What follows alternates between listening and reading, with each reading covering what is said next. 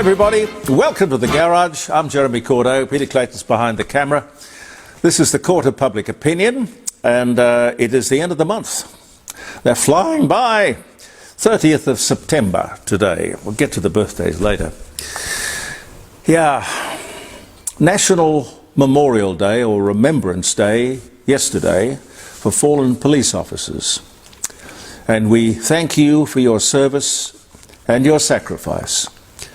Nearly 850 men and women have given their lives in the line of duty. Thank you. Now, I always knew it.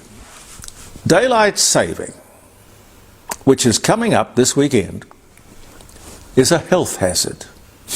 What do you make of this? Changing clocks for daylight saving time is linked to a potentially deadly brain condition threatening 300,000 Americans.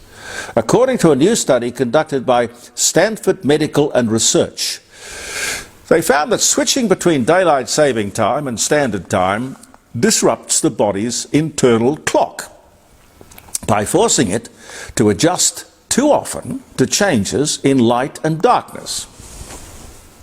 Daylight saving is when the clocks are set forward 1 hour in spring to give more daylight time and set back 1 hour in autumn to return to standard time. We all know that. And the easiest way to remember it, I wonder if anyone gets up at 2 o'clock in the morning to actually adjust the clocks. You'd do it when you got to it, wouldn't you? But the easiest way to remember it is you spring forward in spring and you fall back in fall, which is what the Americans call autumn. Anyway, scientists say that the disruption weakens the circadian rhythm. This is the body's internal 24-hour clock that relies on morning light to regulate our body's functions and stay healthy. Dr. Jamie Zeitzer, which is Z-E-I-T-Z-E-R, I think. You can look him up, Google him, a professor of psychiatry and behavioural science. He has said categorically staying in standard time or staying in daylight saving time, one or the t'other, is definitely better than switching twice a year. Hear, hear. Totally agree. You know, you walk around the house and all these damn electric clocks that I have no idea how to readjust those. Inflation edges up, you might have seen, 3%. That's up from 2.9%, not a lot, but it's the wrong direction. However, if you take the cost of electricity out, it comes back to 2.6%, which is right in the RBA band. Electricity costs, now listen to this, have risen 24.6% in the last 12 months. 24, that's almost 25%. Hey, do you hear that, Chris Bowen? You say cheaper? That is a lie. President Trump is right. The whole thing is a con job. Gold and silver, well, you can probably count on that. Nothing conning you there. Gold and silver up. Silver, in fact, up 50% since the beginning of the year. The ANZ Bank, speaking of money, admits that 13% of today's jobs will be lost to AI in the foreseeable future. Very sobering thought. Who is safe? And as the big bosses arrive from Singapore to have a chat with the guys who run Optus, well, they own it. Singapore, I mean. They've had another triple O outage. That's 2 in recent times. Oh, I can safely forecast some job losses there, I think. According to Choice magazine, Aldi remains the cheapest supermarket. Coles, the best for freshness. But when you look at it, and the basket that they measure against supermarket, against supermarket, against supermarket, there's only $1 or less than $1 separating all of the different companies. Not a lot in it.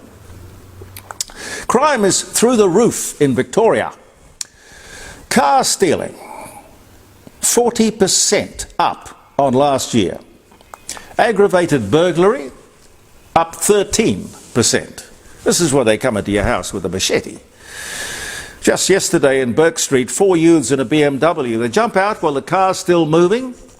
A bystander actually gets into the car, risks his life, gets into the car to put his foot on the brake.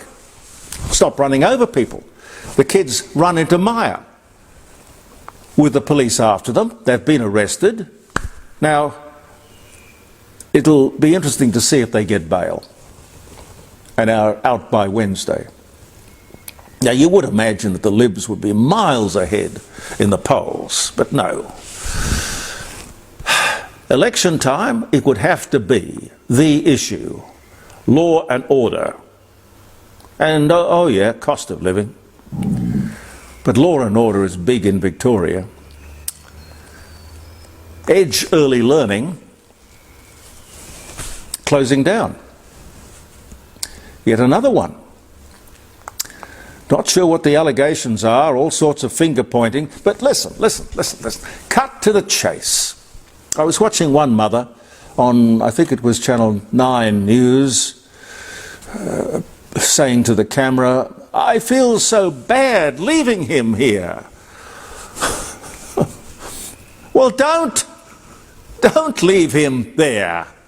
It's that simple. Why do you have children just to put babies into childcare? Why? The solution is simple. Mother stays at home. She is the homemaker.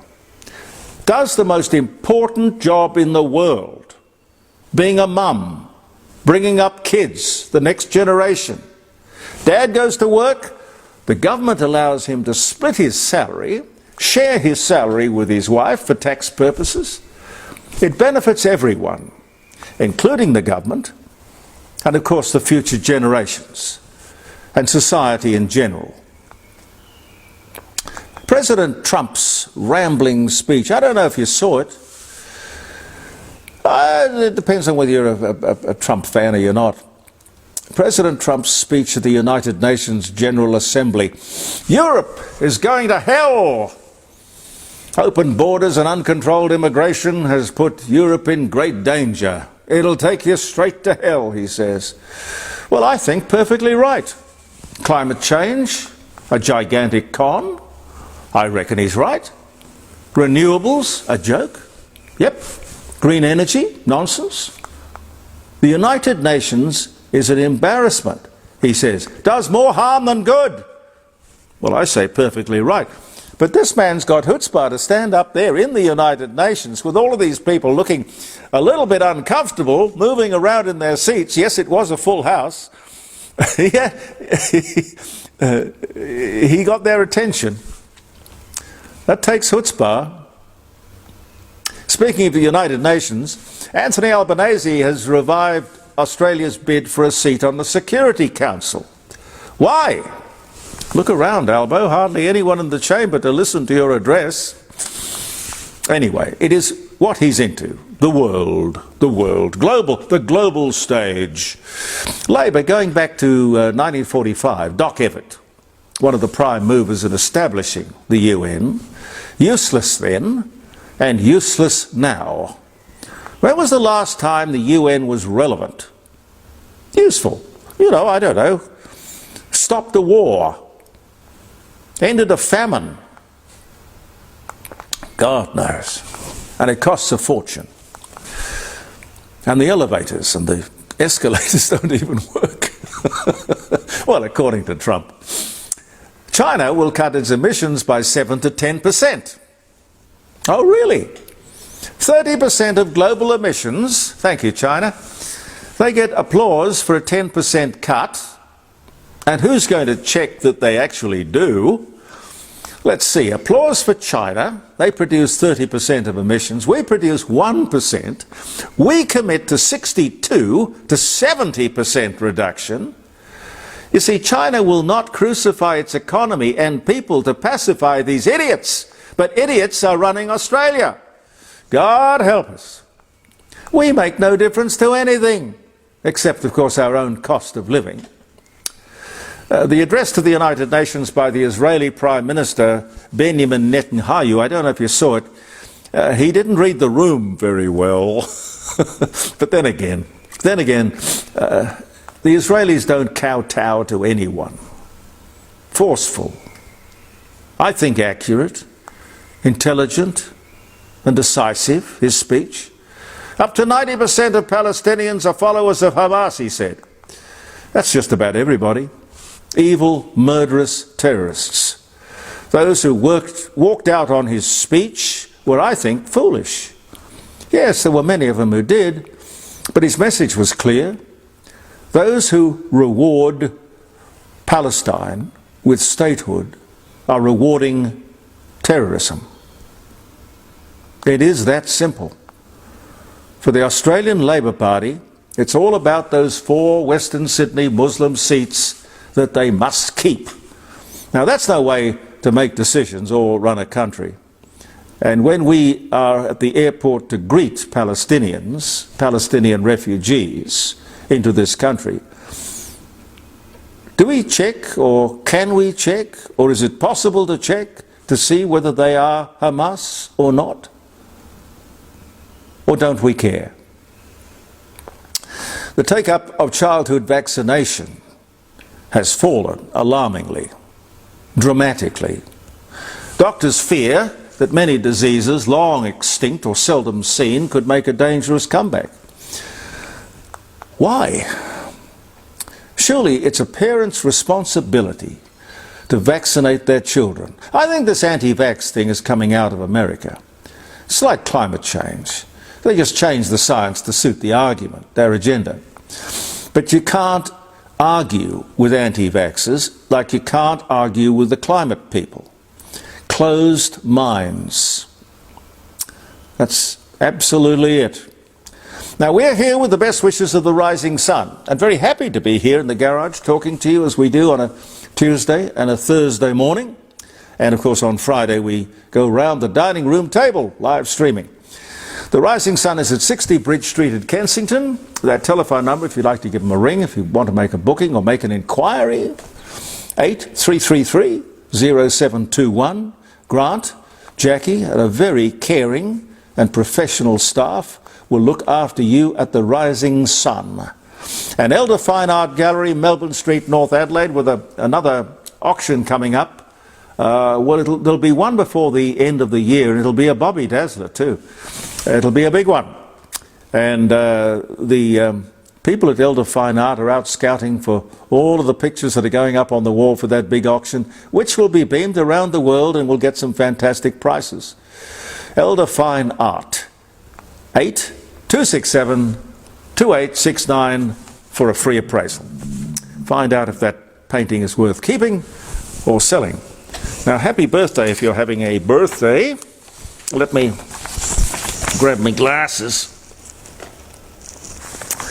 and see what's happening, what's cooking, what are we remembering the day for? September 30, Samuel Slocum. Does that name ring a bell? Samuel Slocum. He's the guy who patented on this day the stapler. Yeah, stapler. 1841 was the year. The Flintstones, the first animated sitcom created by Hanna-Barbera, premieres on ABC in the United States. 1960 was the year. The first Boeing 747 rolled off the assembly line way back in, 1968. Goodness me. And they're still going strong, you know. It's still a great aeroplane. The Treaty of Munich was signed by Adolf Hitler, Benito Mussolini, and Neville Chamberlain. Forces Czechoslovakia to give territory to Germany. Chamberlain's infamous speech, "Peace in our time," at London Airport upon his return to London. 1938 was the year. So you can't trust these bastards. You really can't. Britain first evacuates citizens in anticipation of war in 1939, this day. And I guess when you say evacuate citizens, they sent a lot of kids into the country, didn't they? 1940, 47 German aircraft shot down on this day. And the war continued to 1945. 1935, on this day, Johnny Mathis, the American pop artist, chances are, wild as the wind, the 12th of Never. He was born in Gilmer, Texas. Great voice, still alive, still going strong, well into his, 85. That would make him 90, nearly 100, wouldn't it? Yeah. When I say still going strong, I mean, if you're breathing at that age. Although we had that wonderful bloke around the dining room table, Harry Young, I think it was, wasn't it? Played tennis. And still playing tennis at 101, competition tennis. So it can be done. Yes. John Howard's Australian government gun buyback scheme ends with more than 640,000 guns, firearms compulsorily acquired, including many newly illegal semi-automatic rifles and shotguns. Well, they weren't illegal until they were made illegal. 640,000 firearms. That was 1997. Contentious, certainly. Robinson Crusoe is shipwrecked on this day. Don't laugh. 1659. Robinson Crusoe is shipwrecked, according to Daniel Defoe's famous novel. Deborah Carr, American actress, The King and I, Knight of the Iguana, born in Scotland.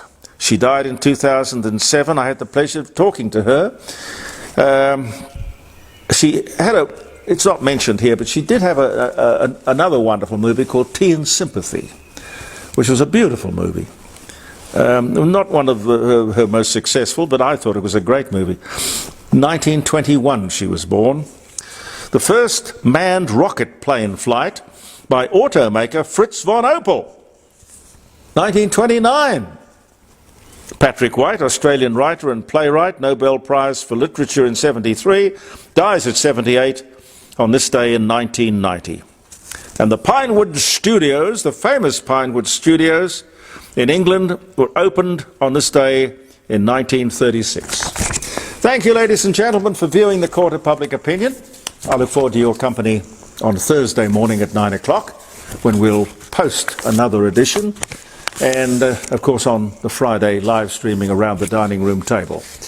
0491 65 68 60. You can call us anytime between 9 o'clock and 12. Interesting guests, interesting conversation, and a somewhat unpredictable atmosphere. I'll put it that way. Thank you for viewing the Court of Public Opinion. Believe in yourself, and goodbye for now.